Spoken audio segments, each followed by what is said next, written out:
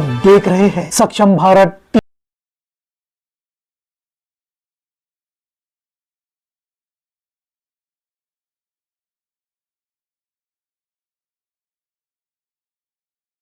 मराठी पाहणाऱ्या सर्व प्रेक्षकांचं मी श्रीकांत सक्षम मराठी SBTमध्ये स्वागत करतो आहे। मित्रांनो, आज NM महानगरपालिकेच्या उमेदवारी अर्ज दाखल करण्याचा शेवटचा दिवस आहे आणि हा आपण पाहू शकता आहे की काँग्रेस पक्षातर्फे बहुसंख्येने या ठिकाणी उमेदवारांचा सपोर्ट करता लोक आलेले आहेत आणि उमेदवारी दाखल केलेली आहे। जाणून घेऊया कोण कोण उमेदवारी कुठून दाखल केलेली आहे आणि काय आहे त्यांचं म्हणणं। मी रविनीश पांडे, प्रभाग क्रमांक 24 डा मधून मी उमेदवारी दाखल केली राष्ट्रीय काँग्रेस पक्ष, भारतीय राष्ट्रीय काँग्रेस पक्षाकडून, आणि आमच्या जे चुनाव चिन्ह आहे ते पंजा आहे, त्यातून उमेदवारी दाखल केलेली आहे आता। आणि आपला प्रभाग क्रमांक 24 जे सर्वसमावेशक प्रभाग आहे याच्यामध्ये सगळे लोक मिक्स आहे, त्याच्यात मी आज उमेदवारी दाखल केलेली आहे। काय मतदारांना आव्हान कराल तुम्ही आता उमेदवारी दाखल केल्याबद्दल? मतदारांना आव्हान आहे की जे समस्या प्रभाग क्रमांक 24 मध्ये आहे ते आपल्याला पूर्णपणे संपवायचं आहे। जसं गटर लाईनचे खूप जास्त अव्यवस्था आहे, तिथे गटरची समस्या आहे, आणि आता जे नाडियाचं पिण्याच्या पाणीचं बिल जे येत आहे खूप जास्त येत आहे, त्याला आता कमी करायचं आहे। या महानगरपालिकेकडून जी पूर्ण सफाईची व्यवस्था आहे, सफाई व्यवस्था तिथे आहे नाही, प्रत्येक गल्लीमध्ये कोणी जात नाही आहे आणि तिथे कोणी फिरून झाकत नाही आहे। आता एवढे दिवसापासून काम सुरू आहे तरी पण आतापर्यंत जेव्हापासून आचारसंहिता लागली त्याच्या अगोदर भूमिपूजन झालेलं आहे, परंतु आतापर्यंत काम सुरू नाही झालेलं आहे। तिथे आपल्या डिप्टी सिंगलमध्ये आपण एक मोठा ग्राउंड आहे, तिथे ग्राउंडमध्ये ते हडपायची कोशिश करत आहे लोक, त्या ग्राउंडला आपल्याला वाचवायचं आहे। त्याच्या बाजूला एक भवन आहे जे काँग्रेस पक्षाद्वारा तेव्हा आपले विलास भाऊ मुत्तेमवार साहेब जे आपले माजी मंत्री आहे त्यांनी बनवला होता, त्याला कब्जा करून टाकलेला आहे, त्याला आपल्याला पूर्ण खाली करवायचं आहे आणि आम जनतेसाठी उपलब्ध करवायचं आहे।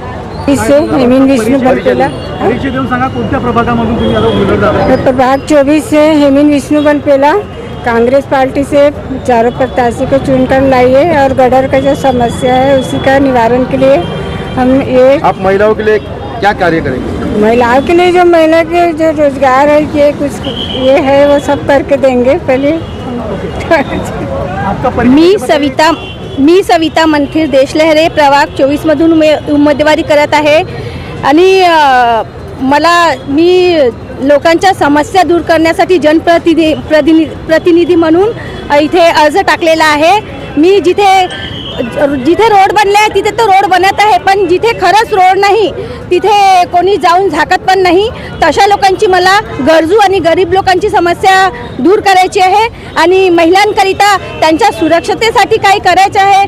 आज किती महिलांवर अत्याचार होत आहे, त्याच्यावर मी काहीतरी असं आणेल की महिलांना सुरक्षा भेटली पाहिजे आणि लहान मुलांच्या शिक्षणासाठी काहीतरी करणार। आमच्या मनपेच्या शाळा आहेत तिथे मुलं जात नाहीत, काही नाही, पण तिथे जर चांगलं आपण शिक्षणासाठी काही CBSE पॅटर्न वगैरे आणलं आणि त्यांना जर सुविधा दिली तर आमचे मजदूर आईवडिलांचे मुलं तरी तिथे शिकू शकणार।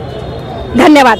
तुम्ही दाखल केलेली आहे? मी यशवंत उर्फ गुड्डू राहंगडाले, मी या पूर्व नागपूरच्या प्रभाग 25 इथून जे आहे ड वर्गातून जे आहे आपली उमेदवारी म्हणजे दाखल केलेली आहे।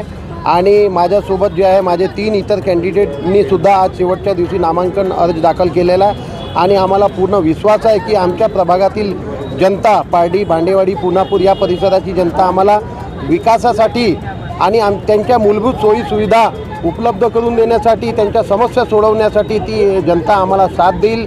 कारण की आम्ही आज निवडणूक आहे म्हणून उभे झालेले लोक नाही आहे, आम्ही मागे 22 वर्षापासून सतत या प्रभागामध्ये या जनतेसाठी त्यांच्या दुःखामध्ये त्यांच्या सुखामध्ये नेहमी, मग तो कोरोना काळ असो की कोणताही असं दुःखाची वेळ असो, अशा वेळे आमची पूर्ण ही टीम जी आहे त्या लोकांसोबत, तिथल्या स्थानिक लोकांसोबत उभी होती। त्या कारणाने मला असं वाटते की जनता मूलभूत सोयीसुविधा उपलब्ध करण्यासाठी आम्हा लोकांना संधी देईल।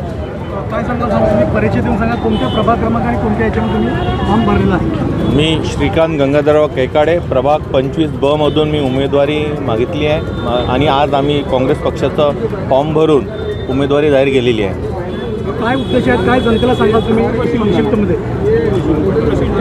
पारडी प्रभागामध्ये स्मार्ट सिटीचा खूप मोठा प्रोजेक्ट आहे परंतु फक्त ते नाव स्मार्ट सिटी आहे. त्याप्रमाणे आज बऱ्याचशा जवळपास 8 वर्षापासनं ते पूर्ण रडखडलेलं आहे आणि फक्त स्मार्ट म्हणून चालणार नाही. ते तिथे बऱ्याचशा मूलभूत गरजा बाकी आहे आणि त्या गरजा ज्या आहेत त्या पूर्ण करण्याचा आम्ही महानगरपालिकेच्या अंतर्गत आम्ही प्रयत्न करू.